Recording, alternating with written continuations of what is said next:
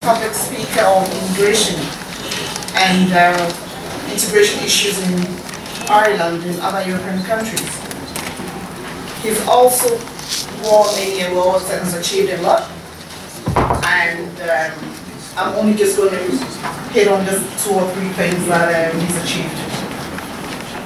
He has worked with Canal Communities Partnership and African Cultural Project. Some of his projects over the years include Pathways to Parental Leadership, Pathways to Work, Count Us In campaign during 2011 Irish general elections, and the One Stop Shop. He is a fellow with the Transatlantic Forum on Migration and Integration, TFMI. It is a pleasure to have you with us, Dr. Fidèle Mutwarasibo.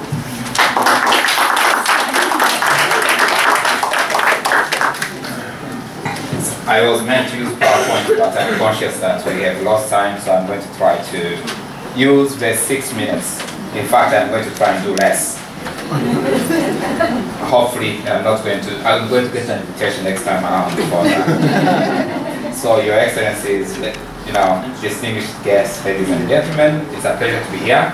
I have to say, actually, I'm standing in for somebody, because somebody was complaining that we didn't have women in the panel. In fact, the invitation went to the founder of my organization, Sister Stanislaus Kennedy, and because she was not available, I was asked to come and step in. So, although I am a man, I'm standing in for her.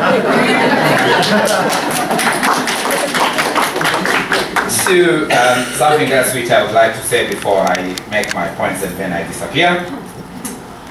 Yesterday, we are talking about racism. Yesterday I met 2 people. I'm going to just mention one.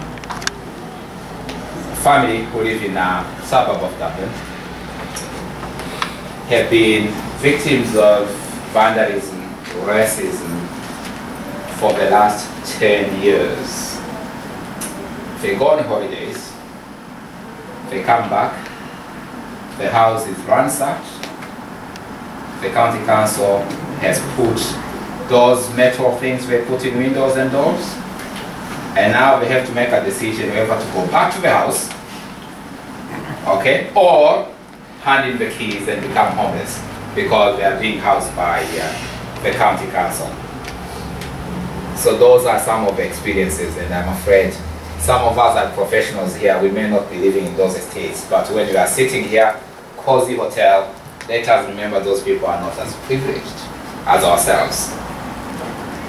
I also talk about the danger of speaking on the very issue I'm talking about.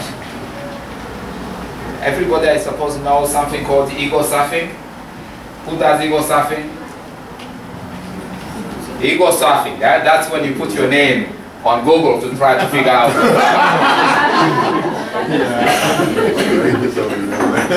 I do.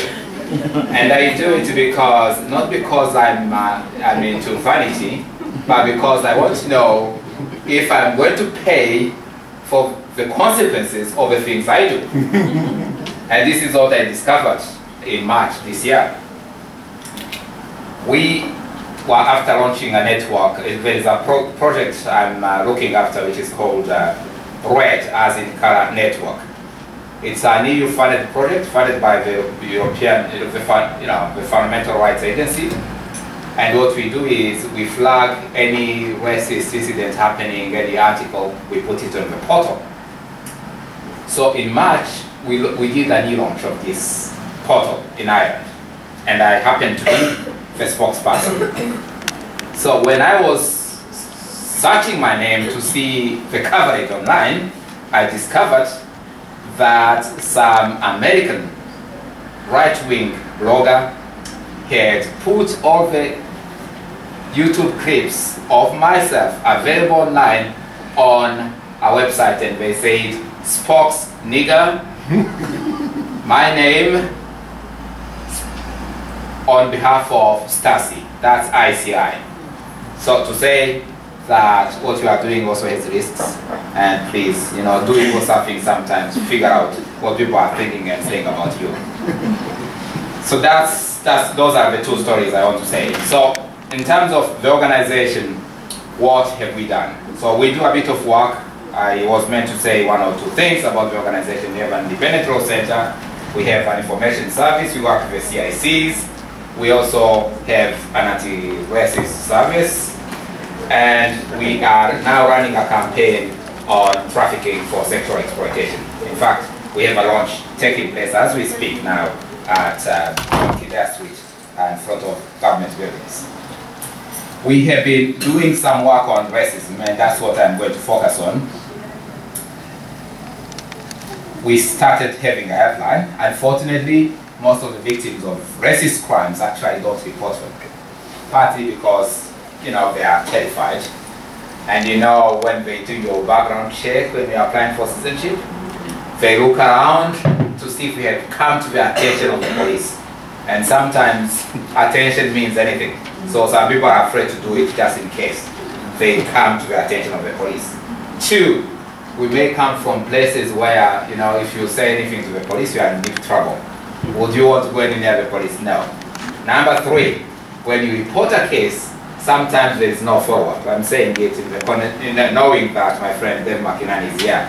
But it does happen, and what I've discovered lately is if you want to report anything, actually you have to go to the top superintendent. That's the minimum rank you have to look at. No disrespect to our friend Dave McInerney, but I realize whenever I talk to the superintendent, things tend to happen. Whereas if I go to the police station, often, you know, things don't happen. So there are reasons why people don't report it. So when we started with service, we said, oh no, it's not working. People are not coming to us, and yet we know it is happening. What did we do? We started outreach work, where you go to groups and you ask people to tell you their stories, and then you see how you can help. So again, we said, okay, yeah, it works, but that's not good enough. So we decided we'll focus on a particular sector. And the sector we've been focusing on now is public transport in Dublin. So what we did, we spoke to the Lewis, we spoke to Dublin Bus, and they managed to help us to get access. So we went in, we spoke to the revenue protection officers, those are the people who check your tickets when you are the Lewis, and we spoke to migrant bus drivers in Dublin Bus. Unfortunately, you know, we discovered what we expected. In as far as, you know, there was racism when they were doing their work in their neighborhood, but also in their housing estates. We discovered there was not reporting, the system in place were not good enough. So we are working with those companies now to see how they can improve the situation for their employees. And in fact, as we speak now, the Lewis are running a campaign called Respect. Have you seen it? Yeah? So we are running a campaign called Respect, and I hope it is not once off. I hope it continues, and I have been told they will continue to do something in and around the One City, One People campaign in the autumn later on this year. So one of the issues which came up in the research is young people. You know, those who are not afraid to say what they think, who are okay to call people names. We have some case studies in here people can read. The report is available online. I have only 3 copies. I can give one to Vincent. I don't know, maybe anybody else who is interested can talk to me afterwards. I don't intend to take them back. So for those young people who have decided to target a particular area of Dublin where the Lewis, it's served by the Lewis and Dublin Bus, which was identified by their employees as a troublesome area. This is not to say that racism does not take place in middle class area by any means. So we've been doing some work in Dublin 8. We've been speaking to young people from 8 years old to 16 to 20 and so forth. So we are collecting the information, and if you are free and available, we have an event on the 24th of September in the old key venue. We advertised it yesterday. You know, if you need any information, you know, you can ask the organizers to send you my PowerPoint presentation. There is an email address, you can get it, and then you are more than welcome to come. So we'll be saying what those young people told us. So it's too soon to tell you what it is, I know, but that's for another day. So that's what we are doing. But we have also been working in terms of making sure that, you know, the representation, but also the issues which come up in the media are dealt with or otherwise. Chinedu referred to an article which appeared in 2008 in one of our newspapers. I have to say, I'm proud to say that I, with my organization, one of the few people went to the police formally to complain. Okay, and I know the guys spent a lot of time and money on the case. Yeah, that's the article saying that Africa has contributed nothing to the world apart from HIV/AIDS. So we went and we complained. The police ombudsman commission found in our favor. Unfortunately, despite the work of the Guardian, the DPP, the public prosecutor, decided there was not going to be a case of prosecution. And I tell you why. Because our legislation, as our lawyer friend said, is very weak. So somebody has to come and hit me and say, I'm hitting you because so-and-so wrote an article saying that you people are causing HIV/AIDS in Ireland. So there has to be a link between the article and the act. Otherwise, the law, it does not apply. It has only been applied once. It was actually a Liberian passenger and a Dublin bus driver. But unfortunately, the case was overturned on appeal because despite the rhetoric of the driver, the passengers stood by the passenger, and then the passenger was able to go on board. And as a result, the case was lost. So what I'm saying is we need, it took not very substantial equality. I think that's the key, not the formal equality, and that's what I'm going to take from this seminar. And so, a lot done, more to do, and good luck and thank you for having me.